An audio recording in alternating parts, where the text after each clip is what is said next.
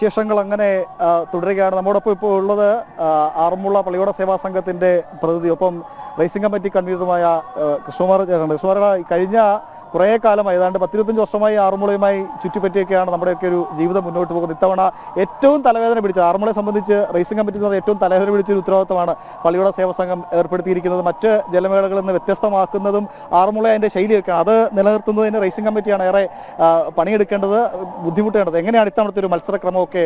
എത്രത്തോളം ആവേശത്തിലാണ്? എന്തൊക്കെയാണ് അതിൻ്റെ ക്രമീകരണങ്ങൾ? ചരിത്രപ്രധാനമായ ആറന്മുള ഉത്രട്ടാതി ജലമേളയ്ക്ക് ഇനി ഏതാനും മണിക്കൂറുകൾ മാത്രമേ ഉള്ളൂ.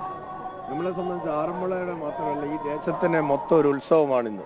ഇന്ന് ആറന്മുളയിൽ ഇന്നത്തെ തിരുവോണം ആറന്മുളയ്ക്ക് ഇന്നാണ് ആറന്മുള ദേശത്തിൻ്റെ തിരുവോണം എന്ന് പറയുന്നത്. 52 പള്ളിയോടങ്ങൾ ഇന്ന് ഈ പമ്പയിലേക്ക് എത്തുകയാണ്. അതിനേതാനും മണിക്കൂറുകൾക്കൊക്കെ എത്തിയതിനു ശേഷം വർണ്ണശബളമായ ജലഘോഷയാത്രയാണ് നമ്മുടെ ഇവിടെ ഏറ്റവും മികവുള്ളത്. ആചാര അനുഷ്ഠാനത്തെ ഊന്നിയുള്ള പള്ളിയോടത്തിൽ ആ പള്ളിയോടത്തിൻ്റെ അണിഞ്ഞൊരുങ്ങി വന്ന് ഇന്ന് ഭഗവാന് മുമ്പിൽ ആ ജലഘോഷയാത്ര ഇന്ന് അതിമനോഹരമായി 52 പള്ളിയോടങ്ങൾ നടത്തിയാണ്. അതിനുശേഷമാണ് ഈ പറഞ്ഞ പോലെ കുറ്റമറ്റ രീതിയിലുള്ള ഇപ്രാവശ്യം നടപ്പിലാക്കാൻ തീരുമാനിച്ചിരിക്കുന്ന ഒരു മത്സര വള്ളംകളി.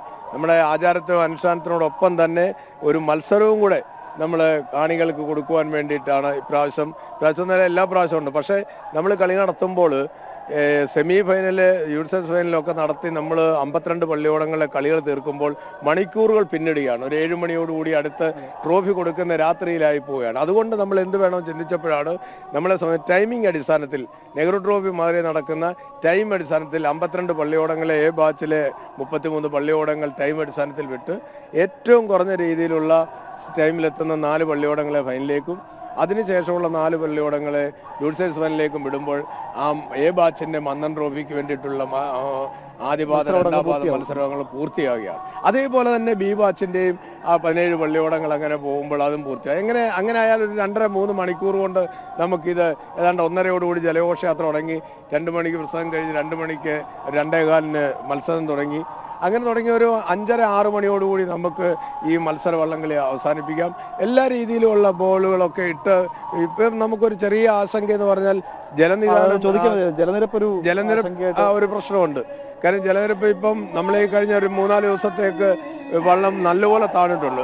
ആചാര വള്ളംകളി നടക്കുമ്പോൾ നമ്മൾ ഈ നിൽക്കുന്ന സ്ഥലത്തായിരുന്നു വള്ളം എന്നുള്ളത്. ആചാര വള്ളംകളി ഉത്രട്ടാതി നാളിൽ നടന്ന ചിങ്ങമാസത്തിലെ അത് നടന്ന സമയത്ത് വള്ളമുണ്ട്. ഇപ്പോൾ അതിൽ നിന്ന് ഒരു 5 അടിയോളം വള്ളം കുറഞ്ഞു. അപ്പോൾ അതിന് നമ്മൾ മുൻക്രമീകരണം എന്നുള്ള ജില്ലാ ഭരണകൂടവുമായി ബന്ധപ്പെട്ട് അതിന് കളക്ടർ ഓർഡർ ആക്കിയിട്ടുണ്ട്. ഇന്നലെ ട്രയൽ റൺ നടത്തിയിട്ടുണ്ട്. ഇന്ന് ആ സമയമാകുമ്പോഴത്തേക്ക് ഒരു 2 അടിയെങ്കിലും വെള്ളം ഉയർന്ന് ഭഗവാന്റെ അനുഗ്രഹത്തോടുകൂടി ഒരനിഷ്ടവും ഇല്ലാതെ നല്ലൊരു ജലമേള ഇക്കുറി കാഴ്ചവെക്കാനുള്ള ഭഗീരഥമായ പ്രയത്നത്തിലാണ് പള്ളിയോട സേവാ സംഘവും റേസ് കമ്മിറ്റി.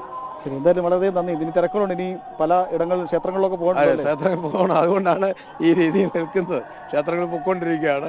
അപ്പോൾ എല്ലാ ക്ഷേത്രങ്ങളിലും ഇപ്പം ഇതുമായി ബന്ധപ്പെട്ട് 5 ക്ഷേത്രങ്ങളുണ്ട്, മല ദൈവങ്ങളടക്കമുള്ള. അവരെല്ലാം ഇന്നലെ പോയി പ്രാർത്ഥിച്ച് പൂജ നടത്തി. ഇന്നിനെയും ഇതുമായി ബന്ധപ്പെട്ട വിളക്കുമാടം, ആദ്യകൃഷ്ണന് ഇതുമായി ആചാരമായി ബന്ധ വിളക്കുമാടമുണ്ട്. പൊന്നിൻതോട്ടത്തിൽ അമ്മയുണ്ട്. അവരെല്ലാം കൂടെ കണ്ടു. അവസാനം ഭഗവാൻ കൃഷ്ണനെയും കൂടെ കണ്ടതിന് ശേഷം അവിടുന്ന് 9 മണിയോടുകൂടി ഒരു ഘോഷയാത്ര സത്രക്കടവിലേക്ക് എത്തും. ആ എത്തിയതിന് ശേഷം ജില്ലാ കളക്ടർ പതാക ഉയർത്തുന്നതിലൂടെ ഔദ്യോഗികമായി ഇപ്രാവശ്യത്തെ ആറന്മുള ഉത്രട്ടാതി ജലമേളയ്ക്ക് തുടക്കം കുറിക്കും. ഒറ്റ കാര്യം കൂടി, ഈ ഇത്തരം പൊതുപരിപാടികൾ, ആഘോഷങ്ങളൊക്കെ ആരാണ് ഉദ്ഘാടനം ചെയ്യുന്നതാണ് ഏറെ പ്രാധാന്യത്തോടെ എല്ലാവരും നോക്കുന്നത്. ആറന്മുളയെ സംബന്ധിച്ച് ഒരിക്കലും അങ്ങനെ ഒരു ചോദ്യം ഉയരാറില്ല.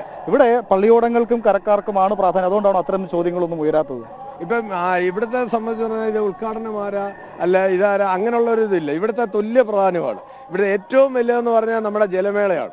ജലമേള ഉദ്ഘാടനവും ജലമേളയാണ് ഇതിനകത്ത്. അതിൻ്റെ ഫ്ലാഗ് വകുപ്പ് കൊടുത്തതോടുകൂടിയാണ് കരകളിലേക്ക് ആവേശം വരികയും കാണികളിലേക്ക് ആവേശം വരികയും വെച്ചുപാട്ടിൻ്റെ ഇതിൽ നല്ല രീതിയിലുള്ള ശ്രീ പത്മനാഭ എന്നുള്ള വെച്ചുപാട്ട് പാടി മുകളിലേക്ക് പള്ളിയോടങ്ങൾ ഈ നയമ്പ് കൊണ്ട് വെള്ളം കറക്കിത്തുഴഞ്ഞ് അതിമനോഹരമായ ഒരേ പള്ളിയോടം പോകുമ്പോൾ ചാടി വെള്ളം അങ്ങനെ ഈ പമ്പ നിറഞ്ഞു പോകുന്ന അതിമനോഹരമായ കാഴ്ച കാണാനാണ് ഇവിടെ ഏറ്റവും. അതുകൊണ്ട് ആരുദ്ഘാടനമെന്നോ ആരിതെന്നോ അല്ലെ ആര് മുന്നിലെന്നോ പുറകിലെന്നോ ഇല്ല.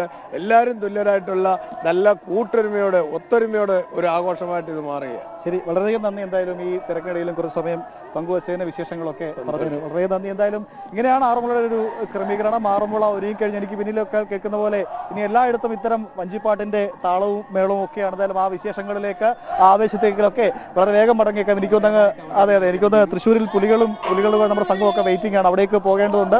അവിടേക്ക് പോകാൻ അതിന് ശേഷം വളരെ വേഗം ആറന്മുള വിശേഷങ്ങളുമായി ഞങ്ങൾ ഇവിടെ തന്നെ ഉണ്ടാവും.